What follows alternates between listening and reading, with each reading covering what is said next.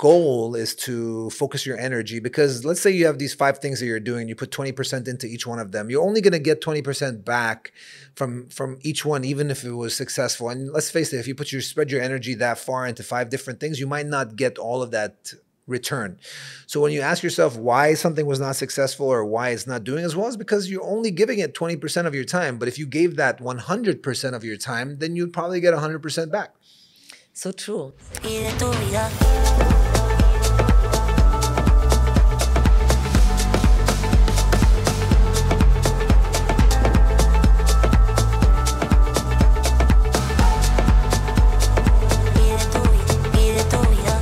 Welcome to the Daniela Baumann Show, the podcast that brings you real stories of resilience and success.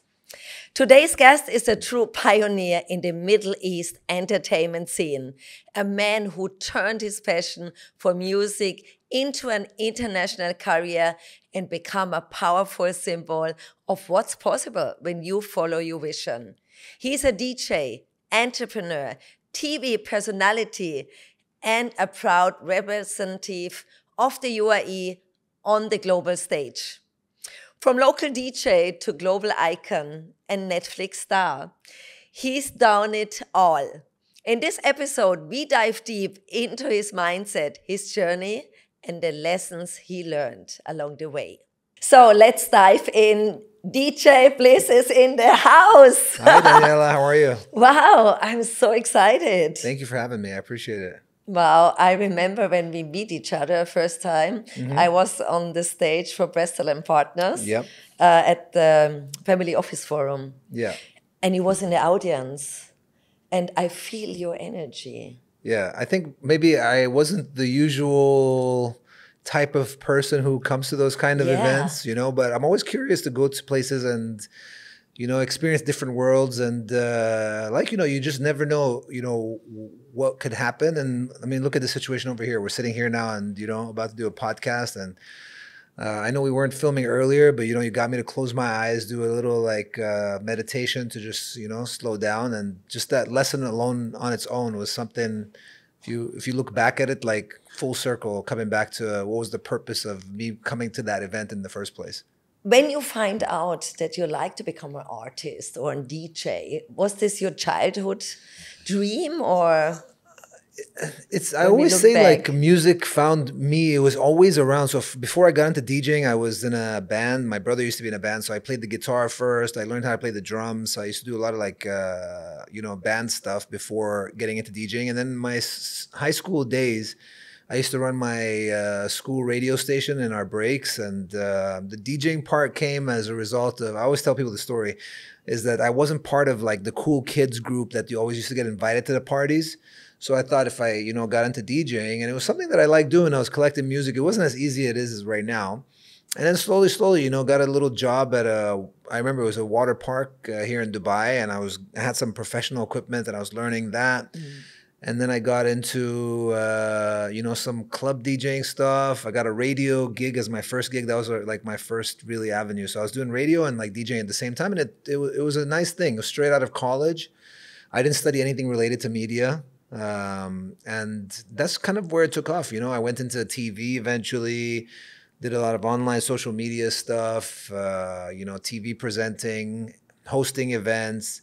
It was, I used to classify it really all as entertainment, but today I've come back to like my first and true love, which I like to call, which is DJing and music. Wow, amazing. Yeah. Did you have someone who inspires you?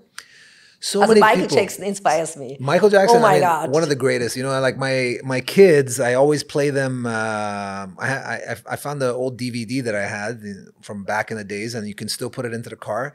And the 2 DVDs I always put on for them, one is a Michael Jackson one, and one is a Bob Marley one. You know, I think these are like 2 of the greatest that ever lived.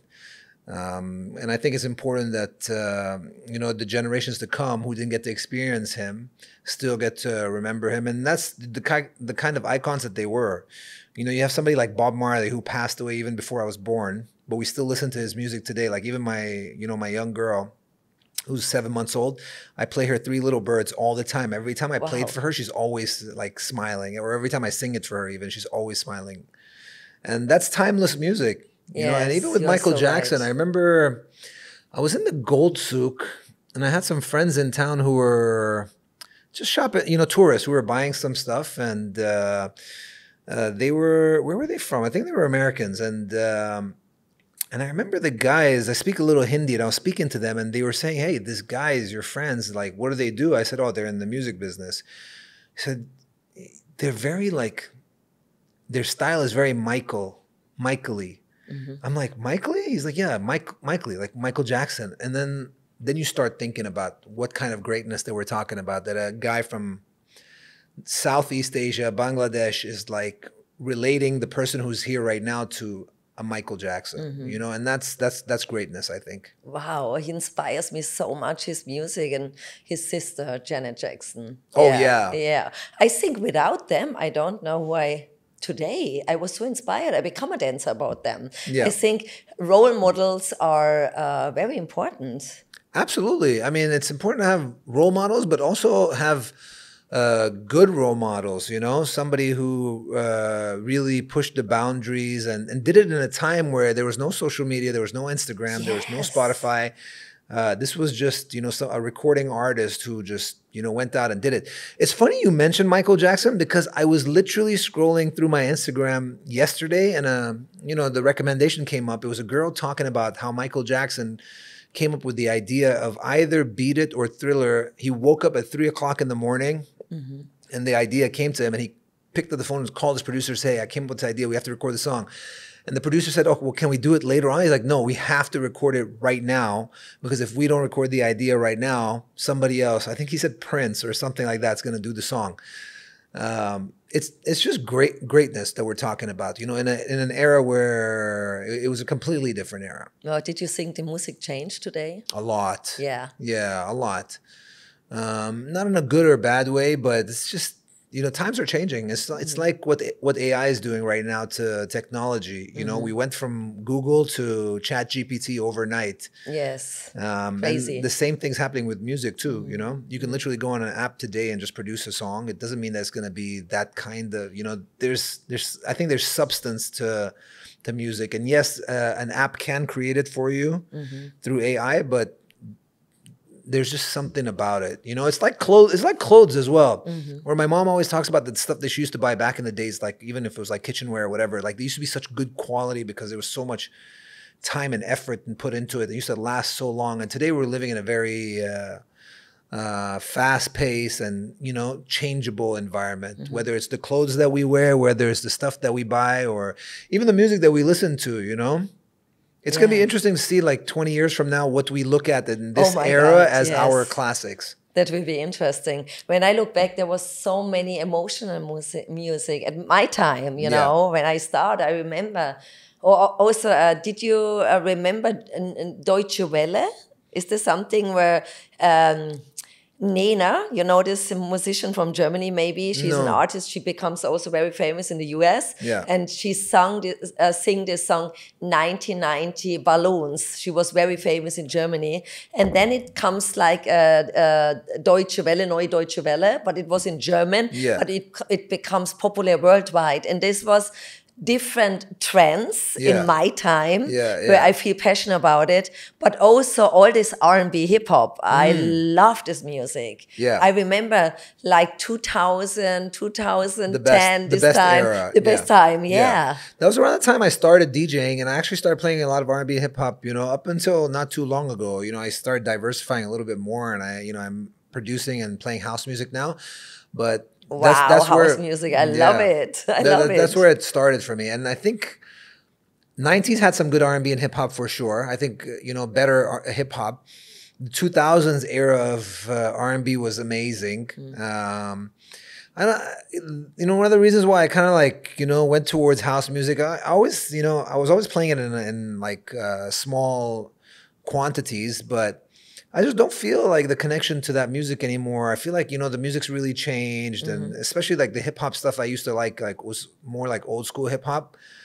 And the mainstream club's really taken over by, you know, this new sound. Not that it's bad, but I just feel like I don't really have that connection. You are not connected anymore with this music. Wow, very interesting. And you know, like we said, like we grew up in an era listening to artists like Michael Jackson. You know, the hip hop that we used to listen to was like Tupac and Biggie. Yes. And the R&B stuff that we used to listen to, like even Michael Jackson, you can consider him, you know, it's pop, but it's also very like urban R&B influenced. But it's a very different style of music now. Yes, I feel the same. Can you share the journey from being a local DJ in Dubai to performing on international stages? Oh, it's been a long journey. Yeah. It's been you know, there's been a lot going on in Dubai as well as far as growth. So you know, trying to fit into part of what's happening around you, where everyone's trying to move over here, and I'm trying to move. To go out. It's an interesting one, but you know, it's been a great journey. It's been, you know, being over here. It's been a good place to be. I literally remember from back in the days, from telling people Dubai, they would say where, and now when you say Dubai, like wow, you know, that's literally the change that's happened, and things are really changing over here at a very fast pace. It's a great place to be. It's a safe place to be for the family. You know, everything's at our fingertips. Like I think even surpassed like a lot of other countries. You know, when I travel around, I forget about the little things that we have, like delivery services or things open till late, or just whatever you want is accessible, whether it's food, whether it's brands, whether it's anything. So, you know, grateful to have been a part of that evolution over there. And yeah, going out there, it's not a normal thing to, like, an Emirati DJ wants to perform at your events and, you know, do those kind of those events, because we're used to importing a lot of talent over here. DJs and artists are coming here every week. And that is one of my goals. You know, my goal is to be the export, you know, to go and wave the flag for the UAE. And it's a continuous journey. It never really stops. It's ongoing. It's something I put my love and energy and thought into every single day. And, you know, myself and my team, we like really just plan to push the boundaries as much as possible. Wow. What about Ibiza? Ibiza. I call Ibiza, but Ibiza changed my life. About Ibiza, when I came here to Ibiza as a dancer. Later, I moved to Switzerland about this DJ, you know, and that's why Ibiza was always a life changer for me. And I think also... Did you live there, or...? I was living there. Oh, really? Yes, I was living there in Ibiza 5 years. Wow. Yeah. And between... Pasher and Leo, maybe you know these two places. I was living there 5 years. But then I found it's a beautiful place, but it's better to go there for holidays, maybe 1 or 2 weeks. While in the wintertime, it was a little bit too boring for me. The people love it. Of course, it's very quiet. And then in the summertime, it was too busy. You know, but as a DJ, is this something every DJ dream about? To play one day at Pasha? Or... I mean, the first time I went to Ibiza was about 3 years ago, actually. And it was actually a very special moment for me, because I went to a club called High. Of course, I know High. And I saw a Fisher DJ there. And I remember walking out and thinking, wow, there's like, I don't know, 10, 15,000 people walk in and walk out, no fights, no problems. Like, I'm like, wow, this is very different, you know, because a lot of the clubs, you know, especially when you have like urban music, there's a lot of, it's smaller clubs, and it's, you know, a lot's going on. Here, it's like, no, everyone just comes there to have a good time, in and out. And just Ibiza, the idea of the fact that we have this little island off the coast of Spain, people travel there every single year for 4 or 5 months. And it's been happening for how long? It's been going on for so long. It's just so interesting to me, like, and part of the formula is house music for sure. Wow, crazy. So it was a real, you know, eye opener for me. I've DJed there a couple of times already, at a couple of places, and yeah, I mean, I think that's the ultimate dream, ultimate goal for anyone to make it to Ibiza as a resident DJ at one of the main clubs, and it's really just. You have to experience it. I mean, you already know, but anybody who's watching, like, Ibiza's a bucket list place. It's so interesting. I was there the first time. It was like, I have to think about now.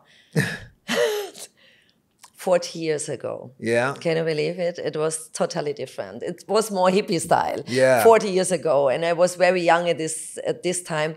But I feel so inspired that I go every year. I feel like I need to go to Ibiza. And Ibiza was what I shared with you before. I changed many things in my life.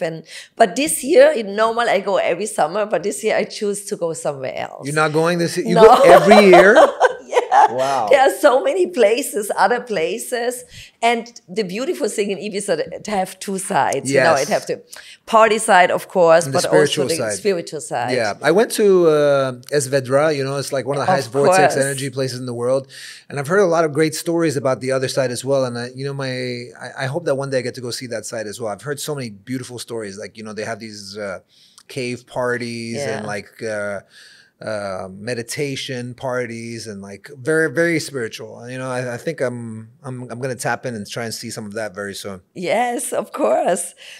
What were some of the biggest challenges you faced in your career, and how did you overcome them? I mean, you know, the challenges come off very often. You know, Yes. I've done a lot of different things in my life, in different. I like to call them like different career segments in terms of like radio and television, and then, you know, reality TV, DJing, hosting, vlogging. And, you know, anytime I try to do one of those things, it's always like learning a new thing. And I love the journey.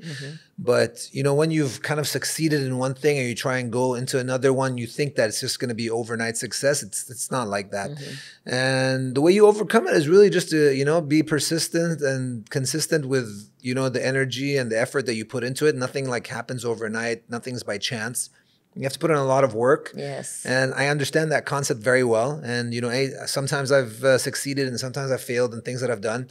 And when there were failures, there were lessons to be learned. And you look at it and learn from it and move on to the next thing. You know, it never like demotivated me to stop doing everything that I wanted to do. But that's just the main thing. There's so much to learn from mistakes, I think, you know, trying to figure out why this went wrong, or how you didn't do it, or why you didn't do it. And you have to put in the time. You know, there's a book about it. It's called 1,000 Hours. Like, you cannot expect to become an expert in something overnight. You really need to put time and effort into it in order to succeed. How was your experience with reality TV? Oh, that's it's a love and hate relationship. You know, I'm grateful for the opportunity it's given me. You know, it's taken me to a lot of great places. But, you know, with reality TV also, there's a lot of values that a show like that has that doesn't really, you know, match with my own values as an individual and a person. So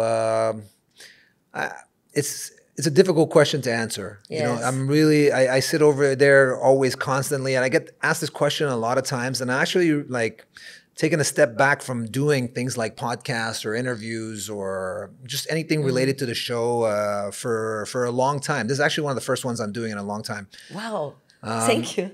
Wow, amazing. Yeah, it just, you know, we've had some ups and, for me, I've had some ups and downs as far as, you know, my feeling towards the show and like what experience I had. And I didn't want to jump into it and not, you know, a question like that last year would have really like shaken me up, you know? Yeah. I wouldn't know how to answer, but. Okay, so sorry. I didn't know. No, not at all. Yeah. No, and I think, you know, now I'm ready to come out and speak about it and you know, share my experiences about it and let people know. And I think it's important for people to know as well, you know? Of course. 'Cause me, that's who I was. Had no background in reality TV. I went into a show unprepared. And there wasn't really a lot of support. You know, there wasn't like a lot of peers or people who had done things like that before, which I can learn from or ask questions about or, you know, consult with. I'm in the entertainment business. I'm a DJ. But when you get when you get in front of a camera on reality TV, it's just a whole other story. And you need to have real thick skin to deal with just everything that comes along with it, you know, whether it's social media abuse and feedback from people, things that you read about what people are writing. You get a whole bunch of people who are now sitting at home somewhere in the world who, you know, have the courage to write comments and send you DMs and have an opinion about a show and create videos and content and post them up, and, you know, whether it's in the attacking form or sometimes in the loving form as well. So, you know, for that reason, I said, I'm going to take a break. I don't want to deal with that situation. But now, thank God, you know, I'm more comfortable and I'm more open and able to talk about the experience more. There was very painful moments that, you know, I remember I was also in a TV show. It was so funny. German TV show. Yeah. Real TV show. And so crazy. They put 10 women in a villa. Yeah. And every week, one guy is coming in. Oh, one guy. And they're, you know, but the production team, they want that we fight for this guy. Yeah. But the guy, there was nothing special and no one was fighting for them. And the whole show, I think after I go by myself out where I was feeling there is something wrong. And then I left the camp, I think after, let me think about how long was it like? I think 4 weeks. Mm-hmm. I feel there is something wrong. I don't like the energy anymore. Yeah. And I was so happy that I left the camp. It called Camp Girls Camp. Yeah. But it was also, I don't know, at the end, the production team cut everything totally different together. You know what I mean? And then people have another picture about you. I know exactly what you mean. People have a totally different picture about you. Yeah. You know, they fake everything. Yeah. And I think this is all about, I think. Yeah, no, I mean you're pretty spot on, you know, and you have to be in there to understand it, and that's one part of the problem, I would say. The other part of the problem is, you know, everyone else over there who acts like it's completely normal for that to happen. Wow. You know, then you start thinking about, like, do I really want to be in a room with someone who, you know, accepts this kind of culture? Mm-hmm. And for me, the answer is no. Wow. Yeah. But it gives you also some fame, as people knows you everywhere. For sure. It was so interesting. I had a meeting today with my bank advisor from Switzerland. Yeah. And I was speaking about you, and I was telling him I have a podcast today with someone, and I was speaking about you, and he said, "Oh yeah, I know him from this Netflix series, you know, Dubai Blink." And I was surprised that, you know, in Switzerland, of course, it's also famous. Yeah, you know, that's what I was telling you. You know, it's a love and hate feeling, really. You know, the fame, the reason why I went into that show was really to just, you know, to build on my profile and eventually just DJ and do more music. That was always my goal. Mm-hmm. But somehow you get lost into the, you know, and you fall through the cracks and you get stuck in the storyline over there, and that's the result. But yeah, I mean, the fame, you know, I just came from a tour from Australia, same thing, just people from all over the world over there, like, came to see me at my shows. Wow. I did a meet and greet, and like I get to meet a lot of people all the time, everywhere. And yeah, it's you know, I'm grateful. I'm grateful for that, for sure. Yeah, amazing. Thank you for sharing. As an Emirati artist, how did you navigate the global music industry, which is often Western dominated? Very difficult, you know, especially me. I think there are other Emirati artists, but mostly in the Arabic segment or an Arabic music section. So I was, you know, I've always been over there, whether I was in TV, like I used to be a TV presenter, a radio presenter, and it's always like that. I was, you know, the Emirati guy in the English media, and I always felt like, you know, although it may seem like it was an advantage, I always feel like I was a disadvantage because it was more of them and there was, you know, only me. But, you know, I tried to blend in, you know. I've lived my life working for everything that I've achieved in my own life. You know, I never got a handout, and, you know, there's always these popular beliefs that, you know, everyone has a certain type of lifestyle or things were handed to them because, you know, we're local or Emirati, but it wasn't like that in my case. So, you know, I know my story and I know what I did and I know how I got here. And I kept with that and, you know, try to maneuver through those situations with that kind of mindset. And I think I did a pretty good job at it. It was not always easy. And yeah, I mean, at the end of the day, I think it's, I don't think it's important like what nationality, what color skin, what gender and all of that, I think it's just more important that I believe in energies a lot as well, and now I know if I walk into a room or I meet someone or I'm in a situation, like I really just understand it a lot better than before. As before, I'd really fight to try and get something done. And now I'm more like, everything that's meant to be will happen the way it's supposed to be. Is there something about the age? Did you get wiser, or I think for sure. I think time is like one of the key things over here. Time heals all. Time teaches you so much, and the experience that you get with time, you cannot get it overnight. Yes. I think that definitely plays a huge role. Wow. What does it mean to you to present the UAE on a global platform? I'm so grateful. I when I go out and do these big shows and, sometimes I get on the mic and I'll tell people where I'm from. There's an event that I do like in Romania every year called Untold. It's like, I think the third biggest festival in the world.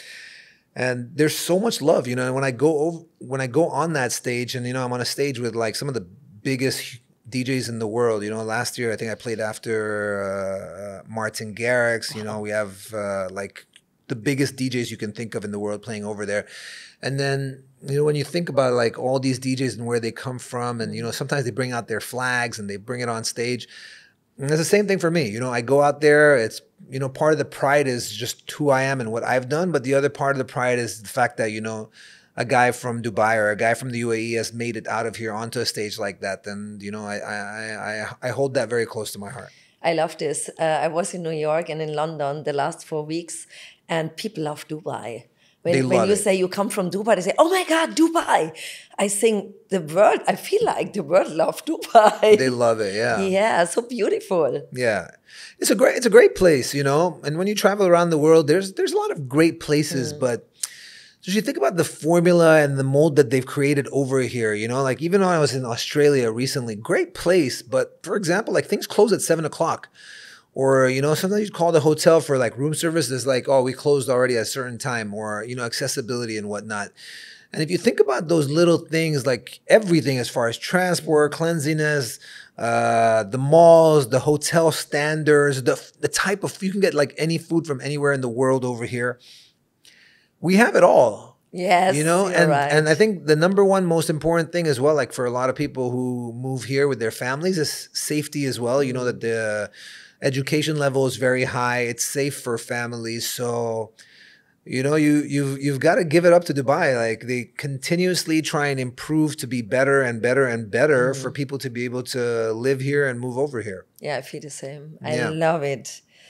You are not only a DJ, you are also a successful entrepreneur. What drives you in business? I think the business aspect of my life came from my father. As a young kid, I used to always go to his office and go to his shops and work over there. And I started pretty early in my entrepreneurial days, and it was also part of what I was doing in as far as my DJ is concerned as well. And I quickly realized that I have some gifts over here in entrepreneurship, and I've opened several businesses and worked towards it. I have a barber shop. Oh, wow. Yeah, it's just over 10 years. I have a talent agency.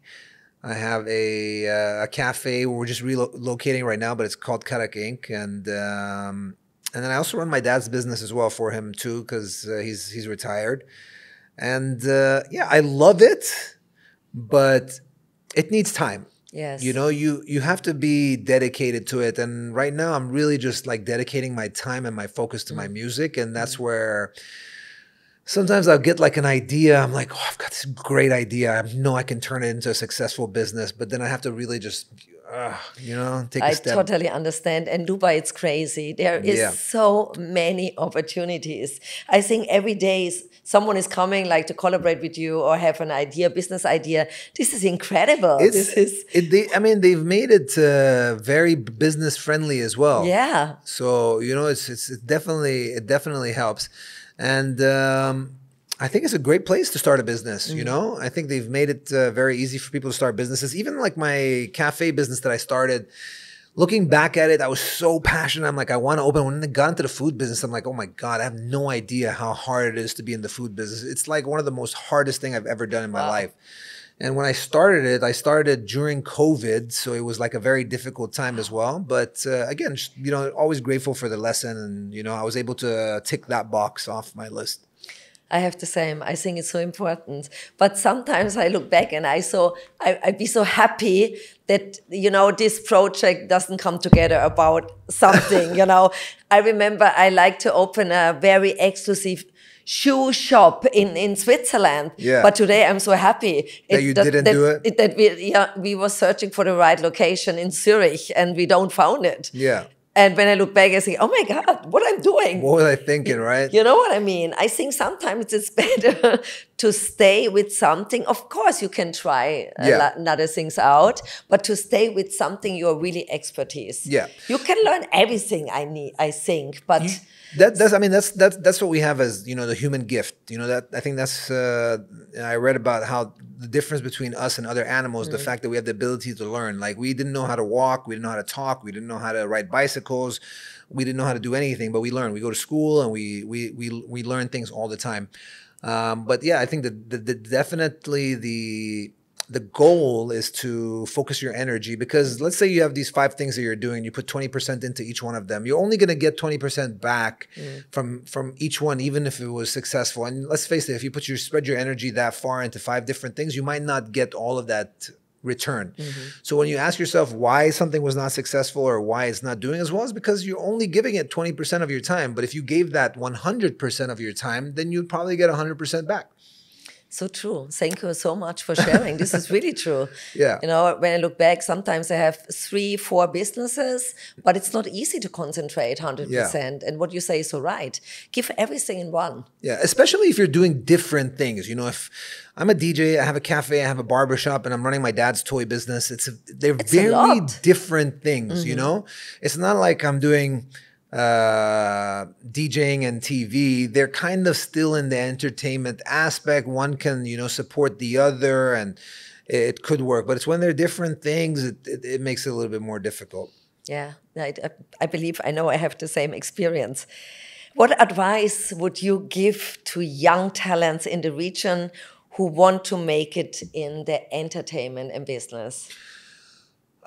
You have to put in a lot of work. You know, it's not one of those things that you want to get into. You know, a lot of people, when they want to get into the entertainment business, I mean, I'll talk specifically about maybe DJing, as they think like, oh, this is super fun. You get to travel the world and go to parties and the lifestyle that's associated with it. But I really believe that's all the wrong reasons to get into it. There should be a real passion for it. It's an art at the end of the day. You know, DJing is an art. You can't look at it as, hey, I'm just going to get a couple of songs together and learn how to mix and just do it. And it's becoming very accessible these days, you know. As before, you used to have to connect vinyls or get the songs, and not everybody had the same thing. And today, you just like put a whole bunch of songs on a USB, show up at the club, and you can DJ. So I think, you know, do your research, put in the work, learn, have respect for the art, have respect for your peers, find good role models, and also be unique in your own identity. You know, everyone's trying to copy paste, but nobody wants another Michael Jackson. Nobody wants another David Guetta. You know, you wanna be unique in what you do and learn from different people. But you know, think about how you create your own style and how you stand out and how you're unique in your own way. Wow, thank you so much. Okay. Wow, what have you learned about yourself on your journey until today? Oh my God, that's so much. Where do we begin? Yeah, maybe 5 or 3 to 5. Yeah, you know, I think recently I've just learned that we talked about a lot of them. One thing is to just, you know, choose like find out what your calling is and really just go towards that. And I really realized with everything that I've done, like my real calling, where I'm feeling myself, where I feel bliss is on a stage where I'm DJing, making music, and, you know, playing for the people. It's how I like to feel. It's how I like people to feel. And it's how I like, you know, if I'm ever DJing at an event or a party or a room, I want that energy to be there as well. I've also learned to be very selective with the people around around you. Like you have to surround yourself with people who motivate you, like as hard as it is to do. And sometimes it could be friends and family members and people really close to you. You really have to, surround yourself with people who really push you to do better, make you feel better, and are supporting you in more ways that you can think of. And if they're not like that, it's a hard thing to do, but you have to cut them off. The last thing you want is to have like extra weight attached to your boat when you're trying to like zoom, speedboat through the ocean. And I've learned about my values a lot. I've realized, I have certain values, and I have a gift of the feeling, about knowing what's going on, whether it's the energy in a room, whether it's an individual, whether it's just something that you're going to do. There's always a voice in your head or a feeling in your gut that you get. And, you shouldn't really ignore that. And, these days I try to really sit down and really tap into that, because there's, I think, a higher power that's always trying to guide you in the right direction. And, just to follow that. Why Bliss? At that time, I had no idea. I was just putting a name on a business card. I heard the word in a song. I researched the meaning. It said highest form of happiness. I was like, that's a cool name. Let's just put it on. But now years later, I think it's one of the most beautiful words in the English dictionary. It's like the highest form of happiness, like ecstasy. It's a great feeling. I think that's the ultimate goal. If you listen to a lot of meditations, if you listen to a lot of like audio books, by people who are motivational speakers related to like, well-being, you will hear this word a lot of times, find your bliss and feel at bliss, and, what is your bliss? And it's just one of those, I think bliss is maybe is the goal in life. That's what you want to achieve. A lot of people trying to become millionaires, a lot of people trying to be successful, a lot of people want to do all of those things. But what is the point in all of those things if you're not happy? And not just happy, but the epitome of happy. Oh, beautiful. I love this. I love the word. I love your energy. I feel so when you talk, oh my God, I see myself on the same level. Of course, I'm older than you, but I feel like, oh my God, all this experience, what you have in the past, you grow. Yeah, 100%. You grow. And I think this is very important. Or all the bad things, let you grow. Yeah, for sure. A lot of people don't see the struggles and, the dark times, especially not these days. When you're sitting in a room by yourself thinking like, what am I going to do? And like, you feel like nothing is going right for you. You don't go on Instagram and post a picture of yourself and say, hey, I feel like, everything is going wrong. And, it's always a very polished version. Not that I'm like encouraging to have to do that, but I'm just saying that there is another part of the journey in life that, you have to go through, and you do grow from it. Being able to come sit here and talk about growth has to involve some kind of struggle as well. Yeah. Growth cannot happen, at a top level. Everything is good all the time. And I think a lot of stories that you hear from people who have been through things in life is, there's ups and downs, and there's got to be downs to have the ups, and that's what you call growth. And like you said, growth is very important. I can speak for hours. Same. But the time is over. I feel like, oh my God, there's so many to talk about. We're going to do a part 2 maybe soon. Yes. And at the end, I have 3 questions, and I want that you answer right away. Sure. What does success mean to you today beyond fame and followers? I think health, happiness, and a good state of mind. I think those 3 things are very important, aside from all the other things. Because if you don't have those things, nothing else matters. Yes. When no one's watching, what truly makes you happy? When nobody is watching, I think probably my kids. Yeah. Yeah, I think those moments that I have with them, are are the most beautiful moments. And every now and then I'll pull my phone out to, share those moments, because that's when people are watching. But I've really learned to take a step back and really enjoy those moments, because, those moments, they can come and go. And if you get stuck in trying to document them, or trying to show people, or, to answer the question about when people are watching, like you lose those moments. So I often sit there, like spend a lot of quality time with them, have really great conversations with them. And they're probably my favorite part of the day. Amazing. The last question. If you could give your younger self one honest piece of advice, what would it be? I would say, don't worry about a thing, because every little thing gonna be all right. Wow. That's probably what I'd say. Thank you so much. Thank you very much for having me. It was bless. Beautiful. Thank you. Really. Thank you so much. To speak with you today. Yeah, likewise. Thank you. Thank you. Which part of today's episode spoke to you the most? Was it DJ Bliss' story of rising from the underground scene in Dubai, his mindset as an entrepreneur, or the way he balanced fame, culture, and authenticity? If this episode inspired you and you believe others need to hear it too, then please share it with your friends, community, or on your socials. We'd love to hear from you. Leave us a comment or a review and let us know what was your biggest takeaway. Thank you for being part of the Daniela Baumann Show. Until next time, keep dreaming big, keep showing up, and never stop believing in your journey.